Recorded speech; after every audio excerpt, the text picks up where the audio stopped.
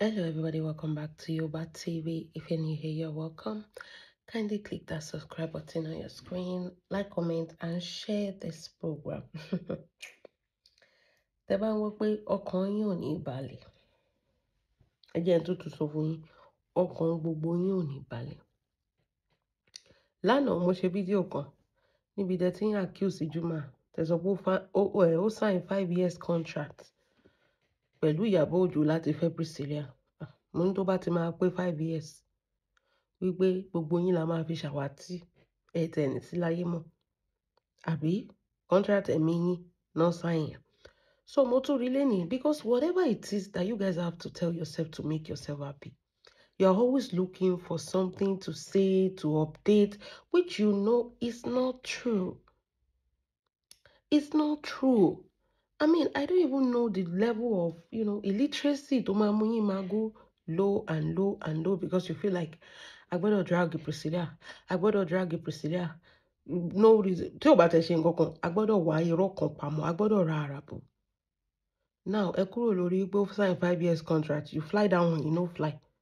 Plane yẹn will take off. Ẹ tún ti sọ pé ẹni bàbá Rakim, ó máa fi Juma ṣe yẹ̀yẹ́. Ẹ jọ̀ọ́. Ó yẹ bá wa mú bàbá Rakim jáde. Ó yá. Ẹ mú contract tí Ìyábọ̀ Òjó àti Juma sign pé kí Juma fẹ́ Priscilla, ẹ mú jáde. Ẹ mú èèyàn tó fún Priscilla lóyún, ẹ mú jáde. Bàbá Rakim tẹ́ ń pariwo yẹn, ẹ jọ̀ọ́ bá wa mú jáde. Since you know all, you know everything. Ẹ̀yin nìkan lẹ máa update tẹ́ ẹ̀ ní proof. Ṣé rò pé wèrè ni wà ní? Bẹ́ẹ̀ ṣe ń gbé wá làwọn náà ṣe máa debunk ẹ̀. We will not let it fly. No. Ṣé rò pé wèrè ni wà ní? Ẹ kàn ń parọ́ mọ́ irọ́. I don't know. Èmi máa ń feel like ṣùgbọ́n tó bá tẹ̀ fẹ́ sọ nǹkan kan, bring out a claim. Tẹ́ bá dẹ̀ wo gbogbo àwọn kìíní, ẹ máa rí pé Billy Zozo ò ṣe lọ́pọlọ náà ni àwọn náà ò ṣe lọ́pọlọ. If you are bringing out something like that, you have to come out with your full chest, with a proof pé nǹkan tí mò ń sọ bí eléyìí ló ṣe rí o. I have my proof, I have my evidence, I have the right to talk about it, I have the right to say this is what happened. It's believable. You just say, Baba Rakim's father will be laughing at Juma jokes now that the guy is Mumu. Oh yeah, tell us the Baba Rakim. Àbí tó bá yẹ pé èèyàn kan ló fún Priscilla lóyún. Oh yeah, bring it out now. Ẹ̀yin tẹ́ make a statement, ó yẹ kẹ́ lè fún wa ní evidence now. To you by dragging him. And look at the Juma himself. Look at ẹ wo ọmọ tó kán léèrè tó bínú léèrè tí òun ṣe ẹ̀yin aṣòṣì mámọ́ ẹ̀. Ẹ wo ọmọ tó bínú léèrè. Ẹ wo bó ṣe ń pọ́n Priscilla lé. I just look at the guy like, irú ẹ̀dá wo lọmọkùnrin? Abájọ táwọn ex-girlfriend wọ́n ṣe gbé stúdù síbẹ̀ tán láwọn ò ní lọ. I just look at him. Irú ẹ̀dá wo lọmọkùnrin? Lóko bó ṣe ń ṣe ọmọ yẹn jẹ́jẹ́. Ṣó mọ̀ látijọ́ tó ti fẹ́ ọmọdé yìí ló ti ń ṣe jẹ́jẹ́. Ó tún bímọ tán, ó wọra ń ṣe jẹ́jẹ́. It really is intentional. Ẹ̀yin dèrè àmọ́ ibi tí bọ̀dá Láti ibi tó kọjú sí bóyá ẹ tún sábọ̀tà bọ̀dá Láti sínú oòrùn sí báyìí, ta ló mọ̀? Bóyá tó ti lọ gbé sínú oòrùn kóòrùn pa díẹ̀. Àwọn tó wálé ayé lásán. Look at Juma. He's very intentional with his wife.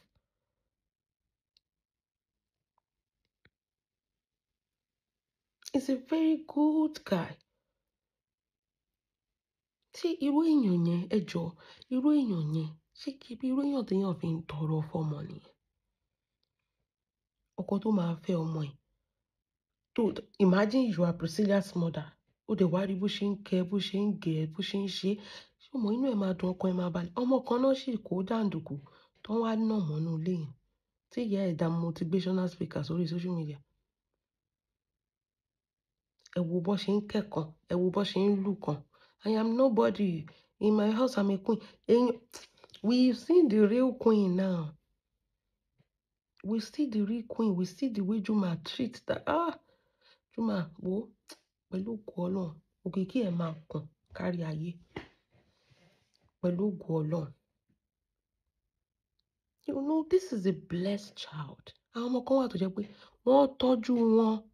Ó yẹ ká yin ìyá Juma. Bá ṣe ń yin Ìyábọ̀ Òjó ló yẹ ká ṣe máa yin ìyá Juma because he brought out what a gentleman is. He reminded us wípé even if I am famous and everything, I am still a gentleman. I'm going to treat my woman right. No, Priscilla, kó jókòó sílé. Òun fẹ́ lọ ṣiṣẹ́. Wọ́n wá screenshot yẹ pẹ̀lú stripper tó ń lóyún fún. You know, this love story is different. It's like something we've not seen in a long time. Every time, tó bá ti rí àwọn méjèèjì báyìí, you will just be stuck. You will be looking at it like this. Wow. Kò lè sú ẹ, wọ́n ṣe couple tó máa súyàn. Something different, something unique, something nice every time when you see them. Wow. Ẹ wá ní ẹ̀yin rí bàbá Rakim kan. Ẹ ṣáà rí bàbá Rakim. Ẹ bá wa mú bàbá Rakim síta. Àwa gan wá bàbá Rakim. Àbí? Ṣé bẹ́yìn lẹ rí? Ó dẹ̀ fi Juma ṣe ẹ̀yẹ. Ẹ sọ pé tó má ti bí bàbá Rakim dá kó jáde síta pé òun bí Rakim. Tó má dẹ̀ ti bí ẹ̀yin náà dá, ẹ bá wa mú bàbá Rakim jáde. Ẹ máa sọ nǹkan baseless things lẹ máa sọ tí ò hold in anywhere, tí ò lórí, tí ò nírú, tí ò rìn, tí ò lè ṣe kíní lójú tí náà ẹ ti drag wọn. If you call that one dragging, ẹ máa pẹ́ lórí social media. You have to bring receipts. Receipt has to be brought in. You have to bring receipts. Bring receipts. Hey, we go fly. But on this matter with the ground, you ṣe rí ọ̀tọ̀ ṣé àràbù ẹ fowó ra àràbù yẹn níbẹ̀. Owó jóná nìyẹn. Tó bá yẹ pé ẹ lọ fowó ra information yẹn, wọ́n kàn ń gbowó yín ni o. Ẹ rí nǹkan rà o. Tẹ́ bá lọ fowó ra irú information yẹn, ẹ rí nǹkan rà o. Ẹ tún lọ ra fake àràbù. Just imagine, àràbù fún ara is fake. Ẹ tún wá lọ ra fake yẹn. Hey, wàhálà wà o. Èmi ń sọ kíní kan tó bá yẹ pé bó ṣe ń tọ́jú Priscilla, lọ́ ṣe ń tọ́jú ọ̀gá yín, kò ní di wèrè gbajúmọ̀ sí gbòòrò. Ẹ bá mi sọ fọ́gá yín bẹ́ẹ̀. Ṣé mọ̀ pé mo rán yín sílé ní ìsìn báyìí? Olórí yín gangan, olórí ẹbí ni mo lọ bá wí. Tó bá jẹ́ pé bí Juma ṣe ń kẹ́ Priscilla tó ń gẹ̀ lórí tó ń gẹ̀ lọ́rùn tó wà intentional about, tó bá yẹ pé bẹ́ẹ̀ ni engineer Lati ṣe wà intentional about wèrè gbajúmọ̀, kò ní sínwín tó bó ṣe sínwín. Àwọn nǹkan wà tó jẹ́ pé ó yẹ kẹ́ ẹ sọ fún olórí ẹbí yín gan pé kó kó àwọn àṣà kan lára Priscilla. Kó wo bí ilé ọkọ ṣe dùn, bó ṣe ń tọ́jú èèyàn. You don't need to be explaining pé o marry. You don't need to explain relationship àbí marry tó bá lè yẹ kó wá sórí social media kó wá máa defend ẹ̀. Ayé ẹ̀ ti bàjẹ́ mo máa ń sọ. Èèyàn ń defend the marriage. Peace of mind á fẹ́ ṣe é léṣe. Peace of mind ti Priscilla ní. In fact, Lizzy needs to go and learn from Priscilla how to be married. Lizzy has been doing it for 5 years and she has been doing it wrong. Priscilla is barely a year and she's crushing it. Lizzy needs to learn how to be married from Priscilla. Peace of mind will won't wound you when you get married. But in this situation whereby no peace of mind, nothing, ó di wèrè ọ̀sán gangan. Ìwọ àtọkọ ẹ gbọ́ra yín yé. Ọkọ máa lọ bí. Ọkọ máa gba left, ìwọ máa gba right. Èpè lójoojúmọ́ ni.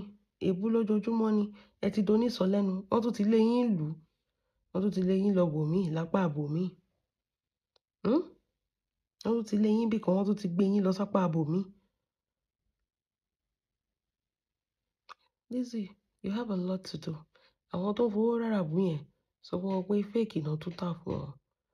Fake náà tà fún wọn. Owó ti jóná. Ó yẹ kán lọ fowó wọn kán lọ fi jẹ wà gan yín ni.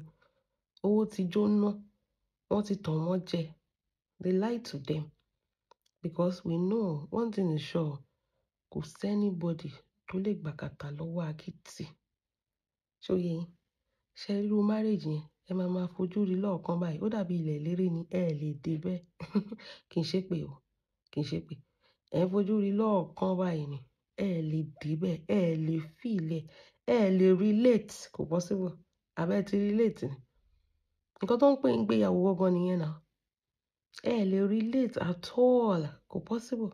Báwo lẹ ṣe fẹ́ relate? Nígbà tó jẹ́ pé breadwinner ti ké pè bẹ́nu, ó ti ṣépè lọ ra ẹ̀. Ẹ lè relate, ṣé ẹnu tó fi ń ṣépè yẹn náà ló fi ń kiss ọkọ ẹ̀?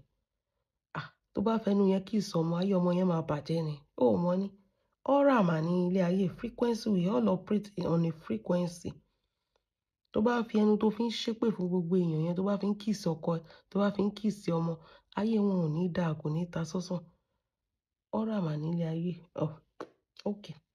Kò sí wàhálà. It's what you attract. Lizzy attracts evil, negative energy. That is why báyé ẹ̀ ṣe ń, bó ṣe ń recycle being láyé ẹ̀ náà.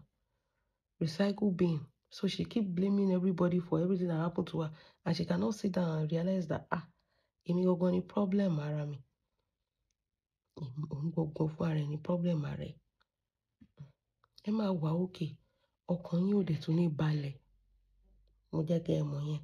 One thing yẹn, we go dey pepper your eyes every time with this marriage wey God has ordained from heaven. We go dey pepper your eye with this marriage. Ẹ̀yin èèyàn mi, kò jẹ́ bó ṣe jẹ́. Ẹ jẹ́ kí n mọ̀ nǹkan tó bá feel about this video down below. God bless you. Have a wonderful day. Bye.